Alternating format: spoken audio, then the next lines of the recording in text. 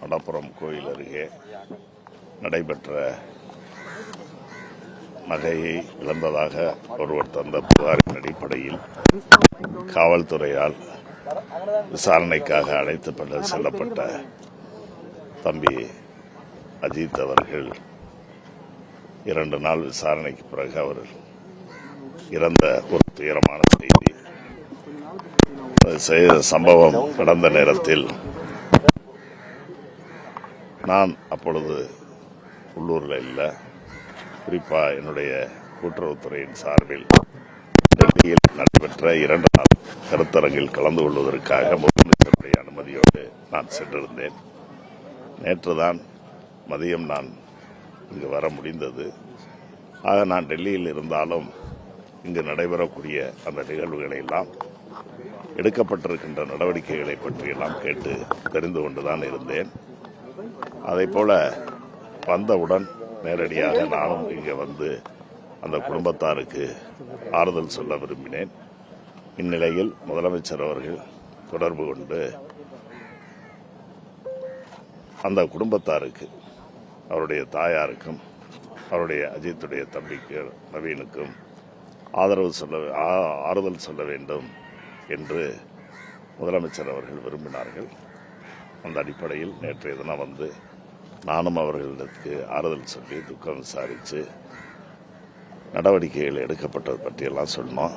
அதை தொடர்ந்து முதலமைச்சர் அவர்கள் தொலைபேசியில் இருவரிடத்திலும் அவர்கள் பேசி அவர்களுக்கு ஆறுதலாக எந்த விதமான பாரபட்சமும் இல்லாமல் கடுமையான நடவடிக்கை எடுக்கப்படும் என்பதை உறுதி தந்ததோடு மட்டுமல்லாமல் உங்களுக்கு தேவையான அனைத்து உதவிகளையும் அரசின் சார்பில் செய்வதற்கு நான் ஏற்பாடு செய்கிறேன்னு சொல்லி நீங்க தைரியமா இருங்கன்னு சொல்லிட்டு தான் முதலமைச்சர் அவர்கள் சொன்னார்கள்.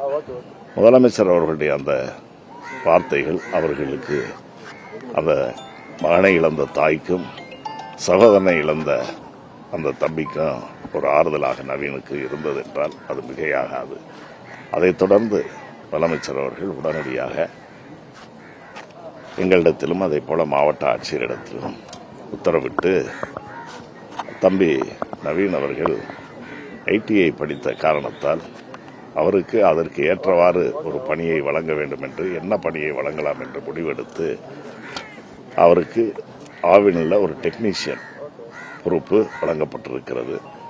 தொடக்கத்தில் ஒரு 30,000 சம்பளம் கிடைக்கும், போக போக நல்ல வேலை கிடைக்கும். அந்த பணியாணையை இப்பொழுது தம்பி நவீனத்தில் வழங்கி இருக்கிறோம்.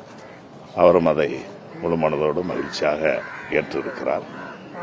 அதைத் தொடர்ந்து அவர்களுக்கு இந்த ஊரில் வீடு சின்ன வீடாக இருக்குன்னு சொன்னாங்க. 3 சென்ட் அரசு புறம்போக்கு நத்தம் நிலத்திலிருந்து எடுக்கப்பட்டு அந்த பட்டாவும் இப்பொழுது அவர்களுக்கு நானும் ஆட்சியர் அவர்களும் சட்டமன்ற உறுப்பினர் நிர்வாகிகள்லாம் ஆர்டிஓ வட்டாட்சியர் எல்லாரும் வந்து கலந்துக்கிட்டு அதை கொடுத்துட்டோம். அடுத்து கட்சியின் சார்பில் திராவிட முன்னேற்ற கழகம் என்ற அரசியல் இயக்கத்தின் சார்பில் முதல் கட்டமாக இப்பொழுது 5 லட்சம் ரூபாய் ரொக்கத்தொகையும் வழங்கி இருக்கிறோம்.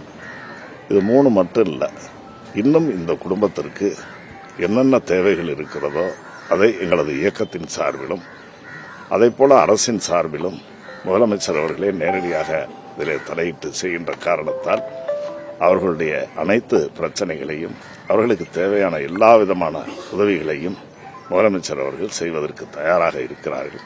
இது முதல் கட்ட உதவி. இந்த உதவிகள் தொடரும். இன்னொரு கோரிக்கை வச்சிருக்காங்க சார், அதாவது உதவிகள்லாம் எங்களுக்கு ஓகே, ஆனால் எங்களுடைய அந்த பையன் வந்து வாங்கின அந்த திருட்டு பட்டத்தை வந்து நீக்கத்துக்கு என்ன காவல்துறை நடவடிக்கை எடுக்கணும் அப்படின்ற ஒரு கோரிக்கை வச்சு அதெல்லாம் விசாரணையில் நிச்சயமாக அதெல்லாம் துடை தெரியப்படும். அவர் தான் களவாண்டாருன்னு ப்ரூவன் ஆகலை.